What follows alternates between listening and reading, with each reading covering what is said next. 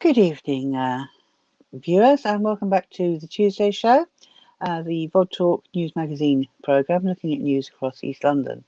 As my name's Jenny Fisher, I'm the editor of East London News, and tonight we are going to be focusing on the Mile End ward in the middle of Tower Hamlets, where two community activists have found some undesirable things going on, and they've got together to try to start a campaign about it. So we're going to tell you about that in a moment. We welcome your input, whether you have similar problems in your area or whether you have anything to say about the problems we're going to be talking about. And if you would like to comment, which you're very welcome, please do so on our Facebook page, the VOD Talk Facebook page, and put something in the comments box and we'll read it out and respond to it. So, welcome to my two guests who have popped up on the screen. I'm tempted to say Mamma Mia, but it's not so much Mamma Mia, it's two Mias for the price of one, isn't it? So we have Azad Mia standing out in splendid orange background, and we have Helal Mia. They are both activists in the Mile End area. So first of all, I'd just like to welcome them and just ask them, Azad, let's begin with you. What drew you into community activism then? What's your driving force? Well, first of all, thanks for inviting us to your show, Jenny. You're welcome. And I basically got involved in politics community activism. I was awakened from a very early age. When I was 16, I grew up in a place called Scunthorpe.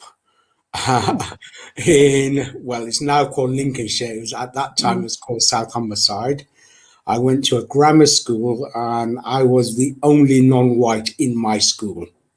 So you can imagine what went on. And then lo and behold, I saw a TV program about a campaign called Campaign for Racial Equality.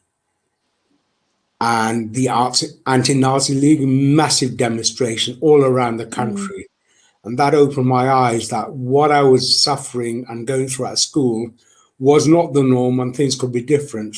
So that's how I got involved in community stuff, etc. And then when I moved from Scunthorpe to London to go to university, my eyes were open to what it could be, not what I was dealing with every day from a very young age. So that's a brief background of why I got involved in community activism. And I'm sure that will yeah, I'm sure that will be shared across by many people across Tower Hamlets. Hello, what drew you into political activism? I don't know how long you've lived in Tower Hamlets or where you came here from. Hi, Jenny, and Assalamu alaikum, Azad bhai. Thank you, Jenny, for having me on the show. You're welcome. It's great to be here. So I drew into community work in the early 80s. I've been living in Tower Hamlets all my life. I'm nearly 47 years old, so it's quite a long time. Yes.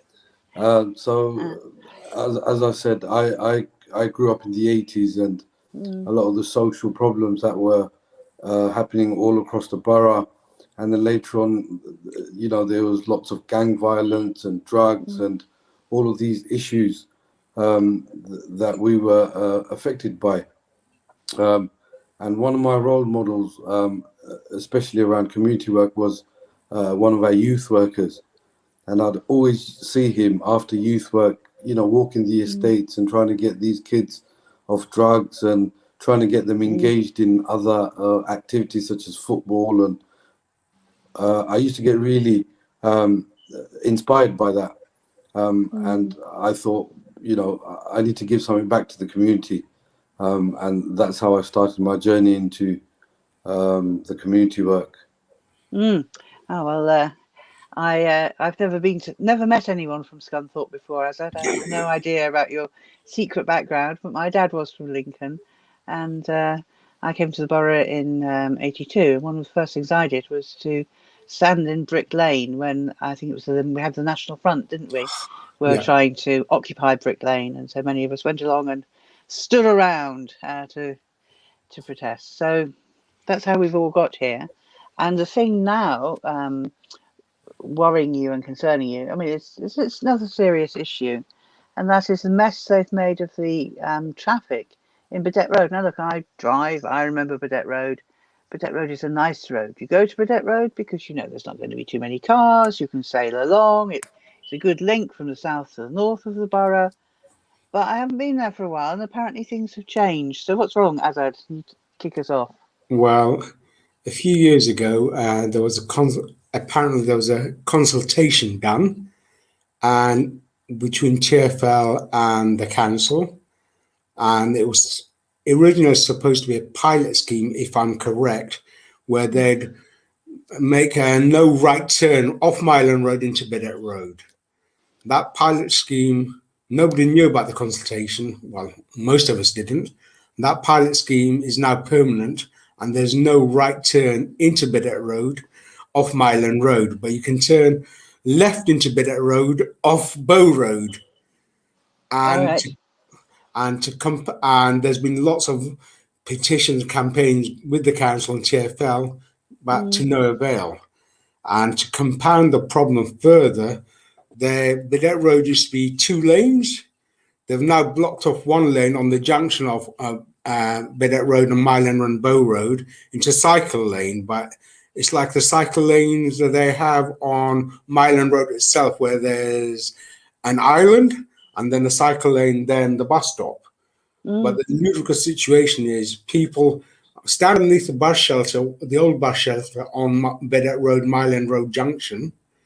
Bus comes along, they have to cross the cycle lane onto the island, wait for the bus, and as soon as the bus comes, obviously there's all these traffic trying to get into Bidette Road via Bow Road on a left turning and going round. Instant traffic jam, instant, because the bus is too wide to let any cars go through. So every 10 minutes when the bus comes along, there's a tailback of traffic.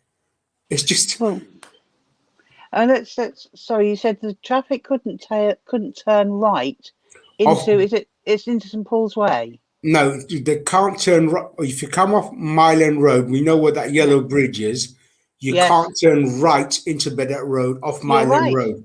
You can't. And what I do when I'm travelling in that direction, although I've pretty much given up driving now, but I used to then turn left at that junction, go up to that road that leads into the that little street that's behind the petrol station Yeah, and near the park, and then turn round there, come out, turn right, so that I could then get into Burdett Road yeah, from the north just by driving south, yeah. which I always thought was very, very silly, really.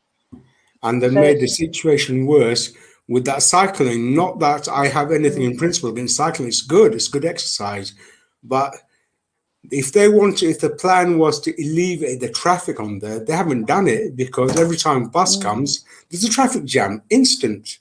And you should see it first thing in the morning, a massive traffic jam when people are getting on the bus or to go to Canary Wharf to go to work, and no cars can pass through. So the cars, the box where that junction is on Myland Road and Bennett Road, it's jammed.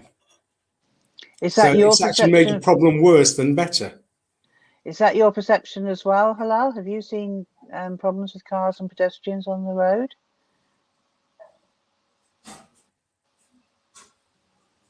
Can you hear us, Helal? Sorry, Jenny, I just lost you there. Have you seen problems for cars and pedestrians on Burdett Road? Absolutely, Jenny. As I'd explained, by creating that cycle lane, pedestrians, passengers that are waiting for the bus have to cross that to get to the bus stop. And sometimes, if you have mobility issues or you're very elderly or children, they don't actually check for cyclists, and there's always, a scope for an accident. And the traffic, when it does build up, because the 2 buses, when they park opposite each other, nobody can get through them. The traffic builds up all the way to St Paul's Way and Limehouse, and in the mornings where children are trying to cross to go to schools and whatnot, it does become very dangerous.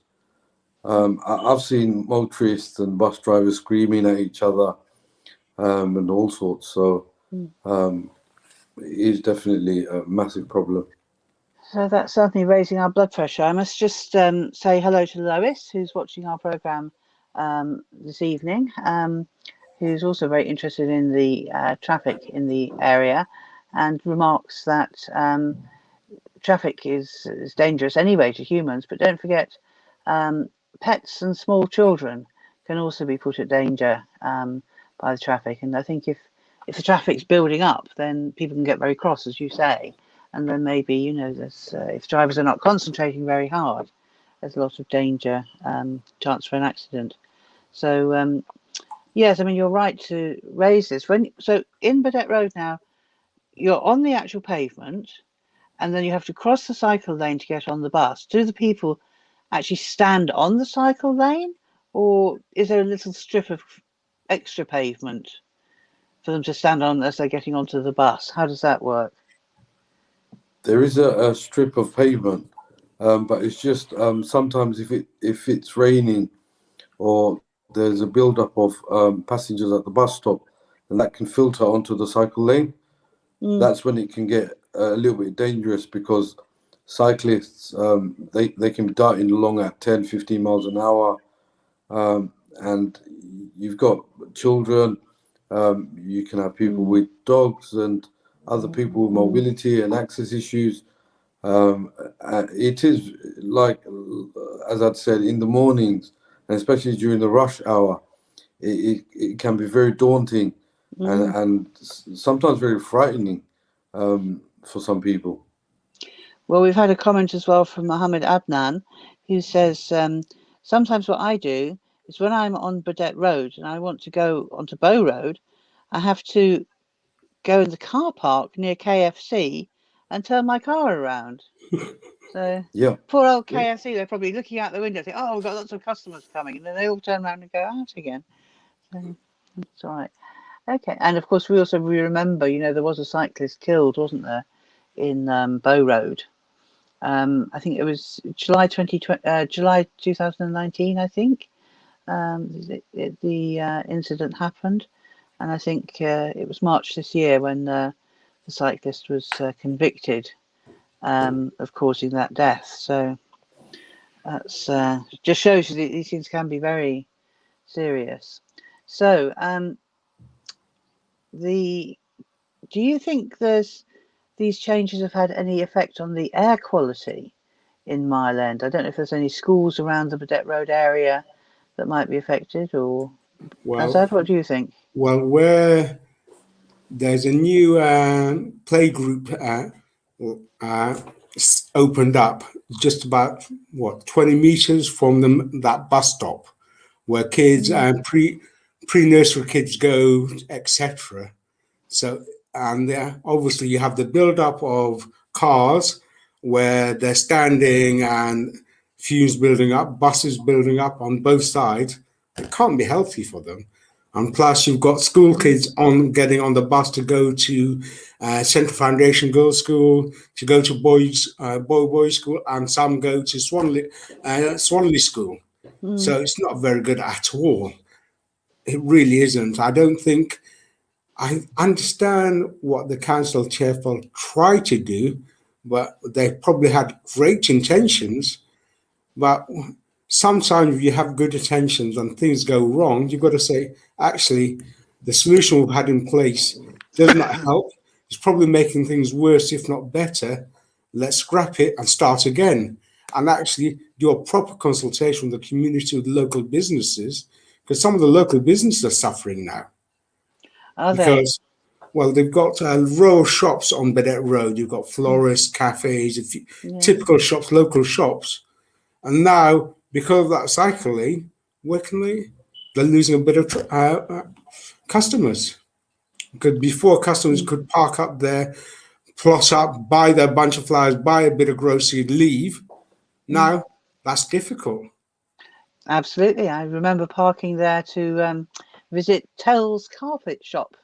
Every carpenter in my flat he's no comes longer from there. there. Yeah, Terry. He's gone. Yes, and he was such a sweetheart as well. He was so helpful.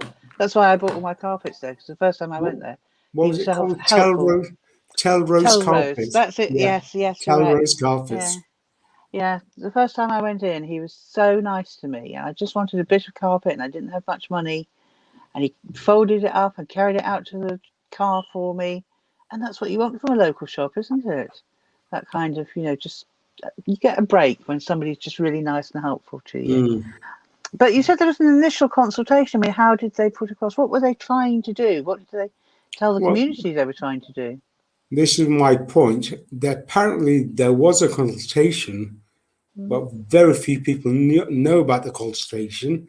And if you're trying to find out what the consultation, when it was, you can't get the information because it's like I've asked several times, can I have a report on the consultation? When was it? What was mm, the result? Who was consulted? The background, the brief, what was the agenda, etc.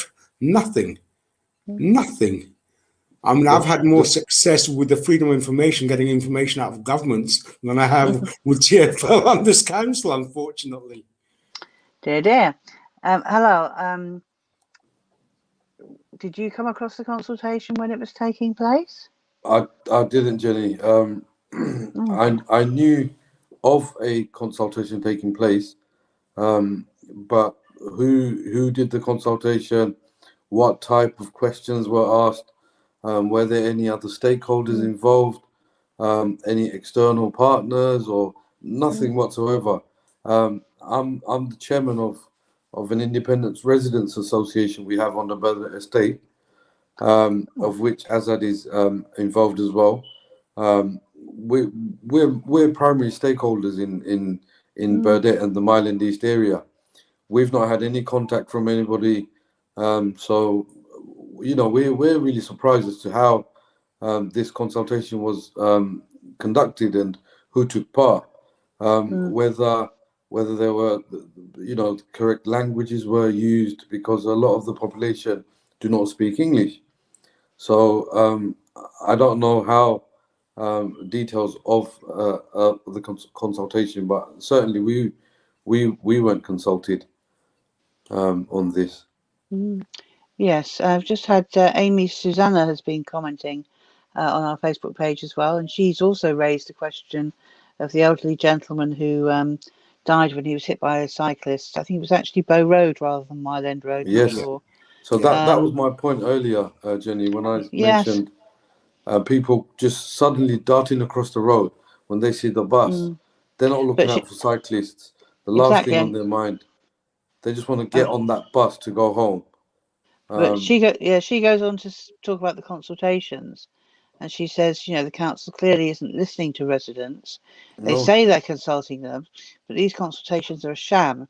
The array of issues with these consultations have been pointed out. It's been pointed out on the consultations that very low participation has occurred. Consultations done in the pandemic have had particularly low returns. And also, they are potentially, I mean, she doesn't use this word, but I think what she's trying to highlight is the consultations are potentially quite discriminatory because the elderly working class people can't necessarily um, respond online and so on. I keep saying I can't respond online to consultations either because I it totally agree, Jenny. doesn't I can't sign Um, up. It doesn't recognise me. And when I complained, it wrote to me in French. I thought I gave up at that point. So Mohammed Adnan's on the comments again, and he's saying it's all a money making scheme. He wants to know who's benefiting and who's getting the big bonuses.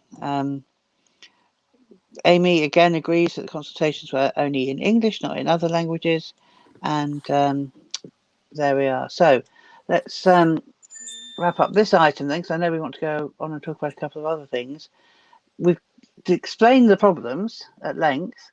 What are you trying to do? You're trying to launch a campaign to get a change. So, do you want to tell me about that? Helal, maybe?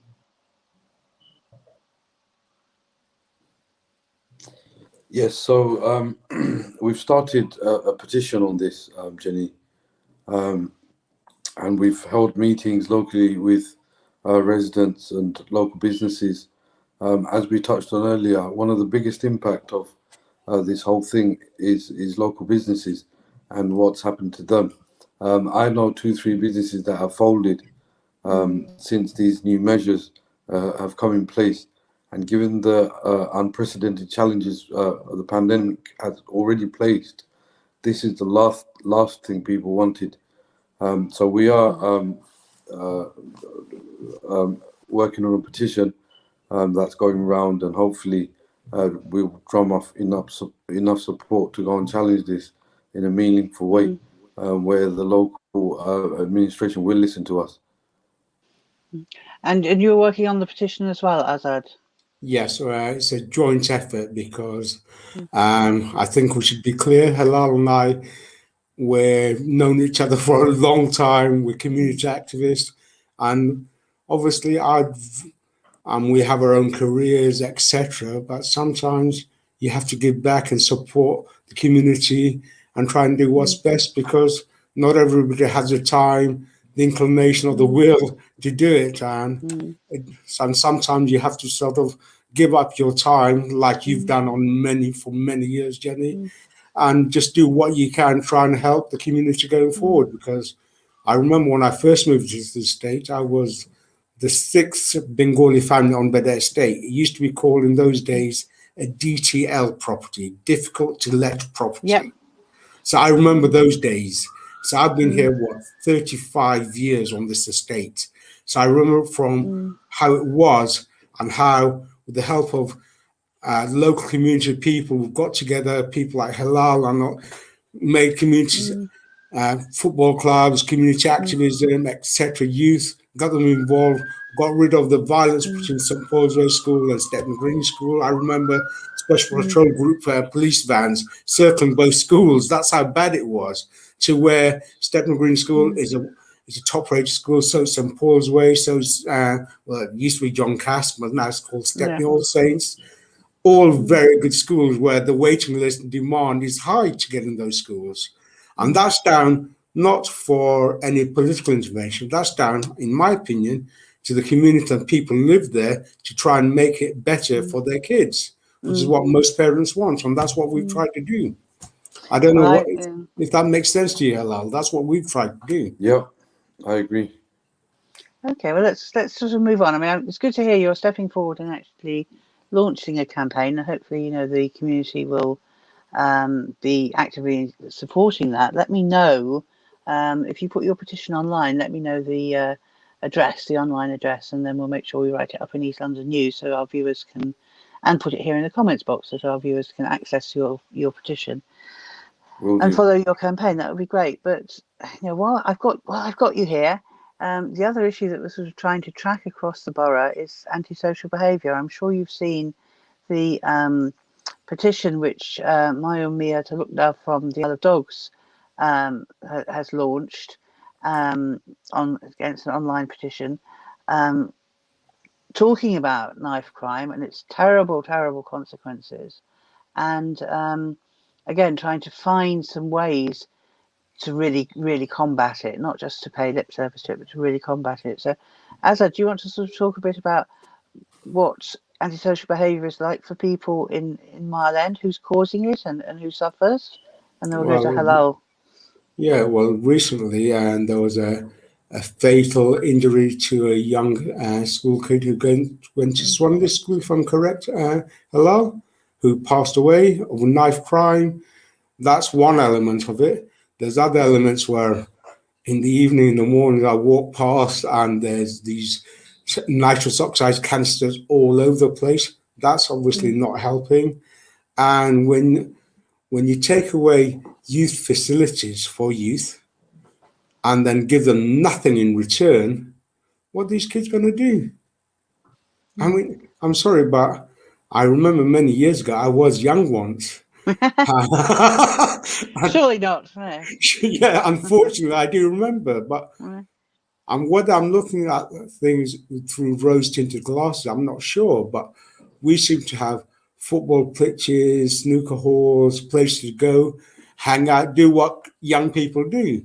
But there seem to be very few and far between. And where community centres, where obviously Helal and I try and help in our local areas, but where you get young people our community actually is trying to engage with youngsters, but if the facilities are not there, services are not there where we can actually meet, etc. So people are willing to help. If we're not giving them support, what can they do? And I think that's the root cause of all this. Well, not probably the only cause, but one of the major causes of this knife crime and violence, etc. Because this is, I mean, I think that's what's going on to a large Yes. extent. And Helal, you're obviously quite involved in providing facilities for young people in the Mile End area. Can you tell us a bit about what you do, and how you see? Do you see sort of? Halal's turned into a He'll little come back smile. hopefully. I'm sure he will. Yes, his connection is not I totally mean, stable. Fortunately, our studio is moving to a new system next week, so we have a lot more stability. Hello, I was just wondering. I know you do a lot of youth work and providing facilities for young people in your area. I mean, do you think there's been a change over the years, and how can we actually keep young people on the straight and narrow now? Jenny, I think over the years, with the cuts in funding and all cuts in youth services, there's definitely been a change in antisocial behaviour. I remember in the 80s we used to have gang violence and lots of antisocial problems, but it's not as bad as what we have now because we used to have loads of different avenues to channel our anger. We used to have youth clubs, we used to have Saturday night football, we used to go to music workshops. There was always something to do over the weekends during the 80s and the early 90s. But now, with all these cuts, Labour have just squeezed out every last penny out of youth services and intervention in gang violence and youth crimes. It's just become lawless. Well, I would I see. imagine what Labour would say is they've invested in 8 major youth hubs, community hubs across the borough, and in fact, those hubs should be delivering more facilities for young people. Is that working for you in Mile End? Jenny, it's not. It's not because the hub that's in Mile End, I go. I follow it very closely, and the people that they have come into the hubs aren't the people that need the support. You In can what see. way? So there's people that are selling the drugs, people that are doing the crime. They're not being targeted. So nobody's doing any outreach. Nobody's going to these guys and finding out why they're on the streets, or whether they're coming from broken homes, or whether they're being bullied at school, or whether they've got any dependency on alcohol, or whether they need any mental health support, whether they're suffering from anxiety, depression. All these youth hubs are doing is just opening the doors and hoping kids will come to these guys. They're not doing any meaningful outreach work to go and target those that really need the support. Well, again, the comments are flooding in. Mohammed Adnan certainly agrees with you. He believes that youth hubs are a waste, and that the money is not necessarily distributed fairly to Yeah, all the absolutely. facilities. Yep. And he also says that I think he's implying the costs of football pitches have gone up. He says they're really expensive now. So for Tower Hamlets groups or young people's groups, you're supposed to raise the same sort of money as a sort of company would have to have sort of corporate football pitch or something like that. He thinks that there should be a community discount for local groups. So that's the kind of comment that people are making. That there's very little local control over the hubs. They're not of the community, and certainly in a ward as big as Mile End, you can't really have one hub that services the whole area. Okay, and it's also disturbing to hear that there's no outreach work going on, because that used to be really influential, didn't it, and really important. So I'm going to now come to a question which Mayam Talukdar has asked. He says he's enjoying the programme, but he wondered whether your existing ward councillors are aware of the problems you've been raising, and whether they've been sort of trying to fight some of these issues like ASB, like poor traffic management. Have they been trying to fight those issues, or do they not seem aware of them? Well, we have 3 councillors in Myland. It's Purumia, David Edgar, and Asma Islam. David has decided not to stand again. So is Purumia, for whatever reasons. I mean, I'll leave it up to your viewers, and people know far more than I do what the reasons are. And Asma Islam is Asma Islam. And from my experience of dealing with her, unless it's publicity for her, it's not irrelevant. It's not relevant.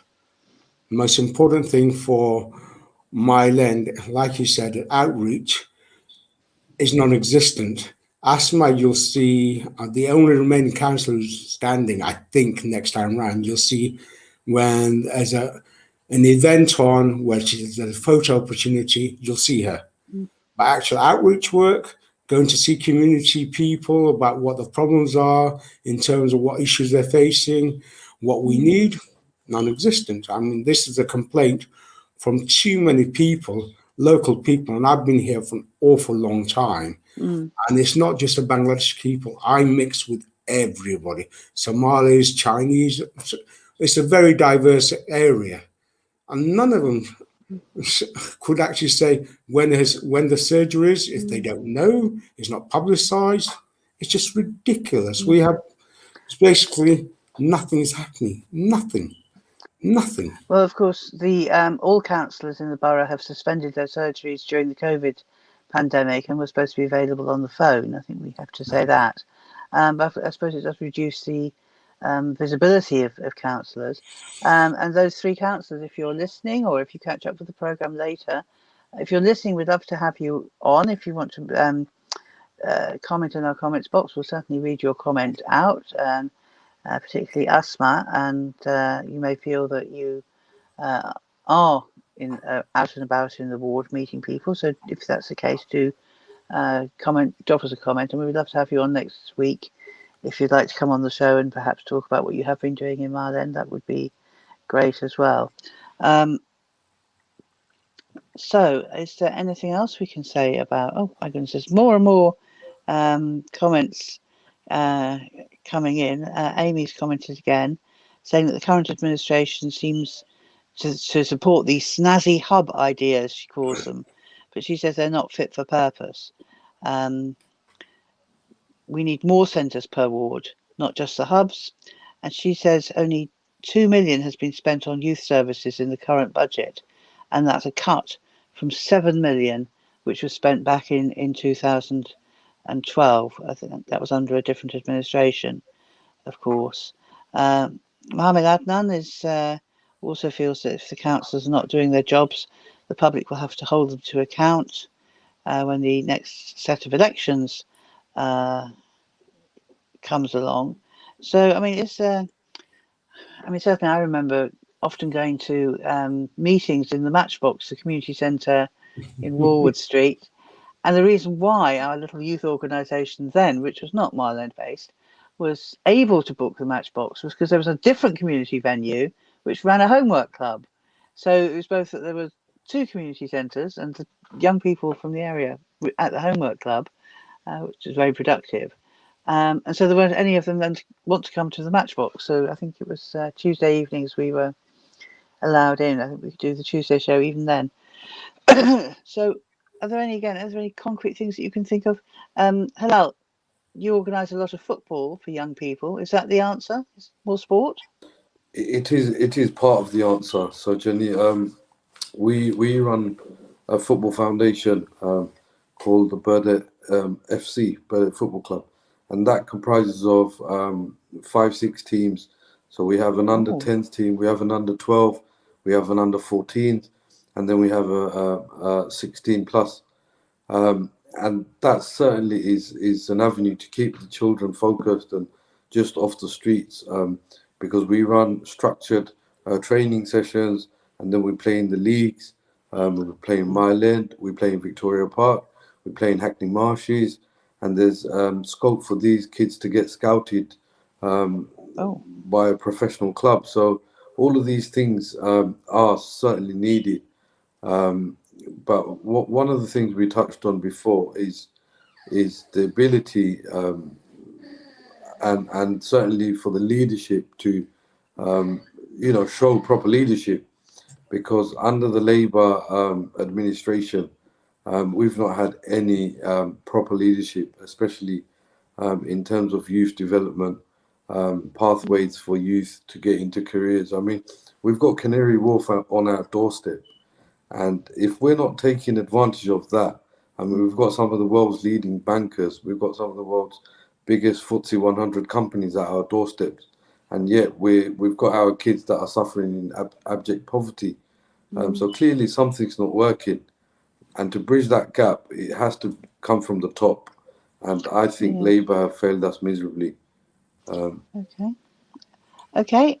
That's your view. I just want to sort of, again, sort of move towards wrapping this up now. It's a good discussion of antisocial behaviour. I think you've both made clear the sorts of things that we need to see from the borough administration. The feeling it may not come from the current administration, perhaps, but I think we know where we're going on that. And I would just add, of course, COVID has done terrible things to our young people over the last couple of years. And, everyone's sort of talking at national level about, oh, young people need to catch up on their education. Let's keep them in school for an hour and a half, and all these very impractical things. And whereas the borough could perhaps step in, the administration could perhaps step in to use some of the funding it's got for catch up to get young people together into more homework clubs. Tower Hamlets was a pioneer of homework clubs, wasn't it? And maybe we need to come back to So that ethos again. I Good. mean, going back to, sorry, Jenny, going back Mm, to what Helal has been saying, outreach work is vital, because having these hubs sounds great on paper and it's a way of window dressing, camouflaging it. If you don't reach out to kids who need that help, these kids have become lost. And I do not believe, fundamentally in my heart, that any child or any youngster is lost. I do not believe mm, that. Every child has a divine right to get the best help and opportunities available. And we just basically discard them and say, oh, they're troublemakers, forget about them. And that trouble is going to come back on the community tenfold, in my opinion. mm. Sorry, Jenny, I'm passionate No, about this. that's, It's I know important. you are. It is important. It is very important. I think sometimes people pontificate and Yeah, don't realise, that where there's so much overcrowding at home, yeah. people say, and our flats are often so small uh, that it's not a case of young people needing extras. It's a case of just young people needing somewhere to go because They, there's just they not room need, at home. young people need a place to go to be young people, to Mm, bit of shenanigans, bit of foolery, mm, whatever. They're entitled to it. God knows I've done yeah. things which I'm not proud of, but come on, Mm, I was a youngster, but I had somewhere to go. I'm sure you did, mm, Hello, but where I look at these kids, there's nothing mm. for them. And we as a Okay. society cannot treat our youngsters like this. We cannot. Well, I think we've made an impact. I've just had a message on behalf of Benji, who's apparently watching avidly, and is also very concerned about the provision for young people. I'm sorry, I'm laughing because I know that Benji is actually a dog, but it's nice to know we broadcast to a wide range of audience. And thank you, Lois, Jenny, for communicating on Benji's behalf. I, Yes, I, Helal. I can understand where Benji's coming from. Good. Myself and Azad, we led a campaign a couple of years Mm, ago against getting rid of the green spaces, so people couldn't mm, take their dogs for walks. We know lots of friends that have pets and stuff, and every little bit of green space in Tower Hamlets has either been turned into a mm, block of flats, or they've been tarmacked for car spaces that are being, sold for thousands of pounds, and mm, yet this money isn't being reinvested for services for us. So, me and Azad, we led this campaign to save our green spaces in Milan a few years mm, back, And one of the people, or one of the animals we were campaigning for, is people like Benji, because you know, you've got a dog and you can't take it for a walk in the local park. Where can you go? So we totally understand where Benji's coming from, and we're out Okay. there to fight Benji's corner. Well, I'm sure he's very impressed. He's had a name check on the Tuesday show. I think that point, all those points, just in our last 10 minutes or so, I just wanted to again see what community resilience there is in Mile as a ward. I think today, isn't it today that Marcus Rashford went and got his MBE? Yeah. It's not often you get an MBE for political campaigning, and what he did was certainly political, and we're all grateful to him, I know, for the very simple thing he did of shaming politicians into some humanitarian activity and feeding children, which is what we needed in the pandemic. And Helal, I know you were active in the food bank in Mile End. What is your impression of how the community responded to the COVID crisis? Was there a lot of sort of mutual help, and did you find the council helpful in coming in with funding or resources to support the The people? council, Not there. Jenny, they when the Absent. pandemic first kicked in, they were non-existent. We got together, the community got together. We started, you know, a support group where we were picking up medication for elderly people or young mothers that were housebound.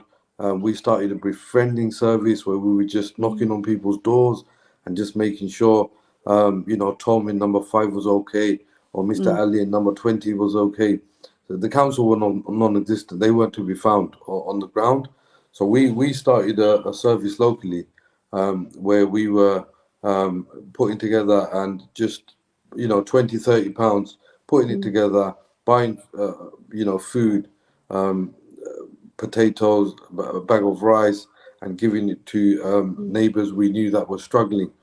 So at first, the members of our community, we sort of got together, and you can see the community spirit, especially during these unprecedented times. And again, it's quite shameful that the administration let us down. They should have been at the forefront of the rescue, and certainly helping people get back to a bit of normality. But you know, during the pandemic, especially the first months, they were nowhere to be found. And that does sound surprising and rather different from what they were saying. I mean, they had an emergency phone number for people. Azad, you're very agitated about this as well. I mean, how did you Well, find the council? you see, everything on paper looks great, but I live on the estate. I've always lived on the estate, and I intend to live nowhere else on the estate because I like my community. What they say and the reality is two different worlds.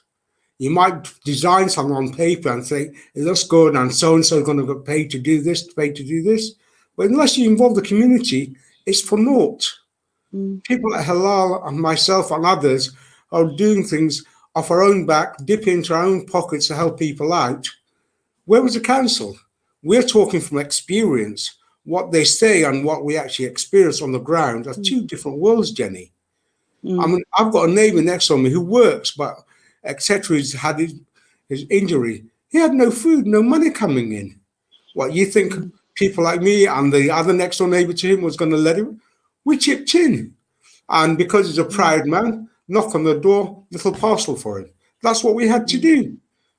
We didn't want to embarrass him because he's a very proud man. You know what I'm talking about, Halal. That's what we Yeah, did. yeah, And then the council came along a couple of months later, organised a few meal packs, hot meals on a Saturday, say at the Bedet Centre, etc., and yeah. sent out WhatsApp message, 50, And 100 they just packs took a few available, pictures. and take a They few took a few selfies. pictures. That was it. Quick photo And that was it. opportunity. Yeah. Like I said earlier, photo op, they were there. Well, tell me, what you're reminding me of is, to some extent, what Miah, who's been a guest on this show a few times, has been organising on the island, which has just been as an island resident, I must say, is just totally pioneering. And I remember, when Miah was 14, I have to embarrass him with this again, and he was one of the first Bangladeshi residents of Bangladeshi heritage to come and live on the island, and the way that the then Labour Party community and the Bangladeshi residents, banded together, and what we went through in the early 90s with the BNP and how we came out of that. But still, Bangladeshi people, non-white people, were very much outsiders. And he has really been in the forefront of turning that around so that now the whole community, the buzzword is that the island network is Bangladeshi led, but it supports the whole community and they interact in a way that would have been unthinkable 20 years ago.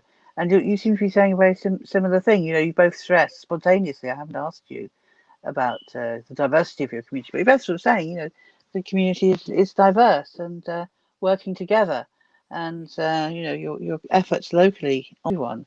But it's quite a surprise to hear. I mean, on the islands, were various landlords and organisations who were approached to support the community efforts. Have you had people supporting the food bank and other similar functions you've been doing, or have you been on your own? Well, have you had any landlords chip in? Not Helal? really. Not really. No. Very, we haven't. Very few. We've not had much support by way of serious major players. So we've kind of struggled in terms of finance, in terms of resources. Every time we open one door, another three close. So we're constantly, firefighting. We try to work smarter and not harder, but it's very difficult, Jenny. And a lack of support from our councillors has just made things, 10 times difficult. Because anytime we try and take things formal, it's either very difficult to contact the councillors. That they keep saying, "Oh, due to COVID, I can't hold surgeries. I can't hold this." I'm sure some of your viewers are aware that in January the cycle lane will be extended throughout the whole of Burdett Road. There's again been very little consultation with regards to this. With none of our councillors are to be found. Such a huge development is taking place, yet nobody's been consulted, and it's happening in January.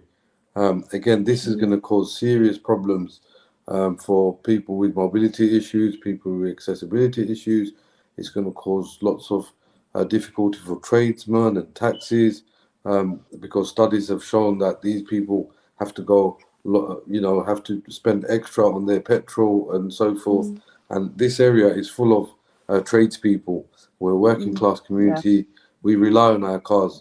And if we're having to run 15, 20 miles a week extra, that's going to be about £100 on average we're spending on fuel. And for a working class family like myself and Azad and yourself, Jenny, £150 is a lot of money. It's a lot of money. It's a lot of money, and it's a lot of pollution as well, which is what this scheme it's a lot of pollution as well. Yeah. So right now, right now we can walk along Burdett Road, go into All Seasons, walk around the corners of Poplar Market, Crispit Market, etc. Well, with the extension of cycle lane, like if you walk to Crispit Market, get your shopping, catch a D6 bus, etc., it's going to make it awkward. It's really difficult. So I don't see what the purpose of all of this is. Why is the council afraid of holding proper consultations with people with a wide range of people? Because Mile End is a diverse borough, and we have a right to be consulted about what happens in our borough, because people, my parents and Halal's parents, people came before us, and we have made this into what it is, a thriving, understanding community. They're not helping. And in my opinion, sorry, Jenny, but I think the council is part of the problem, not the cure, unfortunately, this present administration in any event. I mean, I did I'm sorry to say that, but I fundamentally believe that they are part of the problem because they're not doing anything to solve it or talk to us. I can understand somebody coming to me and saying, yep, we understand. Unfortunately, this cannot be done. Be transparent, be honest with us. Don't hide away from us because next year there's election coming. You're all going to be knocking our doors. And then what's going to happen? You're going to be asked by the people you're going to who vote for you to support you. And people are not naive. They know from firsthand what's been going on, and they will not forget. Well, I think we have to thank you both for this excellent insight you've given us into what's going on in Mile End. I mean, certainly I've learned a lot from you both. I mean, there are a few more comments that have come in. Razak Abdul is, I think, been quite moved by this discussion, and he thanks you both for raising these issues and for suggesting that there are ways forward. And he also applauds you for talking about mental health issues and the need to look after the community members' mental health and well-being, and yes, just general well-being. You know, befriending service. That's such an important thing, isn't it? That it's not really in the textbooks, but it's best done at community level. I do agree with you there. And Razak suggests the solution is for look for Rahman to come back. So if anybody knows where he is, you can go and find him. And Razak says he should come back. Look for. Then I think. Oh, and just one direct question for you to answer. Mohammed Adnan is still listening, and he asks: is there a youth club on Southern Grove, or at least in that sort of general Mile End area? I don't know if either of you can answer that. Southern Grove. Southern Grove, as far as I'm aware, Jenny, there is nothing in that area. There is a youth service called Spotlight who operate in Mile End, but they're towards more our St Paul's Way area. So as far as I'm aware, I don't think there are any provisions near Southern Grove. I mean, I don't know Southern Grove as that well, but I do know it, and I can't recall ever seeing any community centre there at all. Forget about youth service, a community centre. I can't recall seeing one at all. But I could be wrong. I'm not 100%, but I can't recall seeing it. There's a funny building that didn't used to have any windows, because the top of Burdett Road has been got a bit modernised and regenerated, didn't it? And they built this building without windows. But I think that was, I think East End Home's office, wasn't it? But I think there were I think there might be a community room in that. And I think, from what I remember distantly, I think people were saying it was very expensive to hire. And, so it's one thing having the facilities on paper, but the reality on the ground was was fairly meaningless because it was so expensive. Right. Again, I'll ask you both for just a last word about Mile End and what your traffic campaign and how people can pitch in, or anything that you feel you haven't had a chance to say yet. So, Helal, we'll come to you first. Thank you for talking about Mile End. I just want to say, Jenny, myself and Azad and a few of our teams will be walking around Mile End trying to drum up support for our campaign. So please stop us. Please sign our petition, and we'll join us, because this is a beautiful place to live in. Let's keep it that way. So that's my final plea to everybody in Mile End and to Hamlets. Let's keep our home as it was in the 80s and the 90s. So thank you for having us today, Jenny. You're very welcome. And let me issue another appeal to David Edgar, who sometimes when I've spoken to him over the last 5 or 6 years, he's got his notebook out and he's made a note of what I've been complaining about. So, David, come on, what's happening here? You go out and have a walk, bump into these two. I'm sure you know them. David knows us very well. Sign their petition, David. What are you doing, man? Go on, out on the streets, and you go around and you can take the petition round as well and help them.